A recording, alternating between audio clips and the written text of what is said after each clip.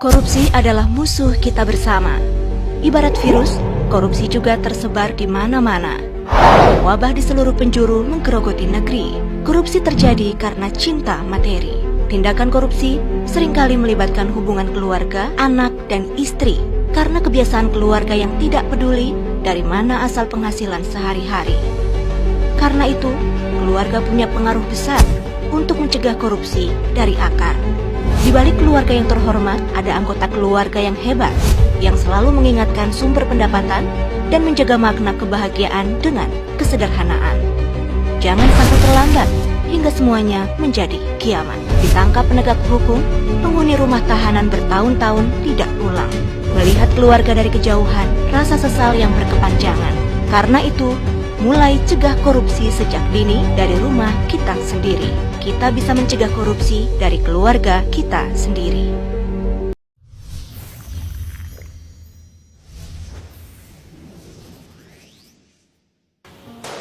Korupsi itu mirip bola salju. Sekali bergulir akan membesar dan terus melaju. Tak bisa perlawanan dilakukan orang per orang atau hanya menggantungkan diri pada KPK yang berjuang. Mari sama-sama mantapkan hati untuk tidak pernah ikut-ikutan mencuri. Sama-sama tekadkan, kita anti korupsi. Saya Najwa Shihab, generasi anti korupsi. Setelah mengetahui apa itu korupsi, mari kita memasuki pembahasan mengenai pendidikan anti korupsi. Baik, dari tema pendidikan anti korupsi ini, kelompok 9 akan membahas beberapa dalam video ini. Yang pertama adalah apa itu pendidikan anti korupsi, yang kedua merupakan tujuan pendidikan anti korupsi, ketiga contoh pendidikan anti korupsi, keempat model pembelajaran anti korupsi, kelima mengapa pendidikan anti korupsi penting di dunia pendidikan, dan keenam serta yang terakhir adalah bagaimana pendidikan anti korupsi ini diterapkan di lingkungan sekolah. Apa itu pendidikan anti korupsi? Pendidikan anti korupsi adalah pendidikan yang bertujuan untuk mencegah dan menangkal korupsi melalui pemahaman, pengetahuan, dan nilai-nilai yang mempromosikan integritas, kejujuran, dan etika profesional.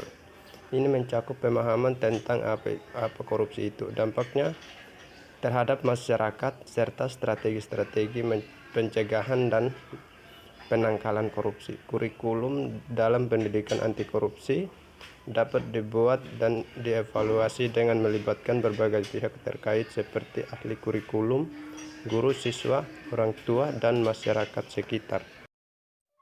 Tujuan utama pendidikan anti korupsi. Pendidikan anti korupsi adalah program pendidikan tentang korupsi yang bertujuan untuk membangun dan meningkatkan kepedulian warga negara terhadap bahaya dan akibat dari tindakan korupsi. Target utama pendidikan anti korupsi ini adalah memperkenalkan fenomena korupsi yang mencakup kriteria, penyebab dan akibatnya, meningkatkan sikap tidak toleran terhadap tindakan korupsi, menunjukkan berbagai kemungkinan usaha untuk melawan korupsi, serta berkontribusi terhadap standar yang telah ditetapkan sebelumnya, seperti mewujudkan nilai-nilai dan kapasitas untuk menentang korupsi di kalangan generasi muda. Departemen Pendidikan Lituania yang telah mengimplementasikan pendidikan anti korupsi di negaranya sejak 2005 mengatakan bahwa tugas utama dari pendidikan anti korupsi di sekolah adalah untuk memberikan pemahaman kepada siswa bagaimana siswa bisa membedakan antara kejahatan korupsi dengan bentuk kejahatan lainnya. Memberikan argumen yang logis dan rasional kenapa korupsi dianggap sebagai suatu kejahatan. Hal yang sama dinyatakan oleh Dharma secara umum adalah tujuan pendidikan anti korupsi. Yang pertama, membentuk pengetahuan dan pemahaman mengenai bentuk korupsi dan aspek-aspeknya. Yang kedua, pengubahan persepsi dan sikap terhadap korupsi. Dan yang ketiga, merupakan pembentukan keterampilan kecakapan baru yang ditujukan untuk melawan korupsi. Contoh pendidikan anti korupsi, yaitu ada 3. 1. Kita bisa melakukan dengan kegiatan ekstrakurikuler yang memberikan materi tentang 1. Memahami manfaat disiplin, mengidentifikasi karakter disiplin, melakukan kontrol diri terhadap tindakan disiplin, memahami dampak perilaku tidak berdisiplin, memahami manfaat berbuat jujur, mengidentifikasi karakter jujur. Dan yang kedua ini ada kita bisa melakukan sosialisasi kepada anak-anak sekolah, guru-guru, dan orang tua murid. Dan yang terakhir, strategis pendidikan anti korupsi pada siswa sekolah dasar atau SD dapat dilakukan dengan cara menanamkan sikap jujur, adil, berani, dan disiplin pada peserta didik yang diimplementasikan dalam setiap pembelajaran bagi peserta didik. Model-model pembelajaran anti korupsi. Model-model pembelajaran yang membangun karakter anti korupsi yang dapat diberikan kepada anak-anak prausia sekolah berupa pengembangan nilai agama dan moral antara lain. 1. Anak-anak diajarkan berdoa sebelum dan seusai melakukan kegiatan sesuai keyakinannya. Yang kedua, berbuat baik terhadap semua makhluk Tuhan. Yang ketiga, melaksanakan kegiatan ibadah sesuai aturan menurut keyakinannya. Yang keempat, bersikap jujur. Anak diajari untuk tidak berbohong dan menipu. Dan yang kelima, menyebutkan mana yang benar dan salah pada suatu persoalan. Anak diajarkan untuk bersikap adil dalam membela teman. 6. Menunjukkan perbuatan yang benar dan salah. 7. Menyebutkan perbuatan baik dan buruk. Anak diajar bahwa perbuatan mencuri atau mengambil barang milik orang lain itu tidak adil. 8. Melakukan perbuatan yang baik pada saat bermain. Anak diajarkan tidak mengambil mainan teman, harus minta izin kalau mau pinjam mainan teman. 9. Selalu mengucapkan terima kasih jika memperoleh sesuatu. 10. Berperilaku hidup hemat, contohnya seperti air, listrik, peralatan sendiri. Dan yang terakhir, melakukan kegiatan yang bermanfaat pada saat yang dibutuhkan.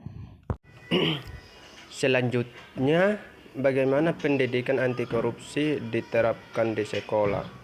Sosialisasi ini bertujuan untuk meningkatkan kesadaran pentingnya pemahaman bagaimana membasmi korupsi di lingkungan sekolah. Melalui sosialisasi ini diharapkan warga sekolah mampu mengantisipasi dan menghindari terjadinya praktek korupsi di sekolah sejak dini. Dengan demikian, wujud kesadaran diri dalam membasmi korupsi sejak dini dapat ditumbuhkan pada siswa didik dengan cara yang mudah dipahami oleh siswa serta dapat diterapkan secara langsung.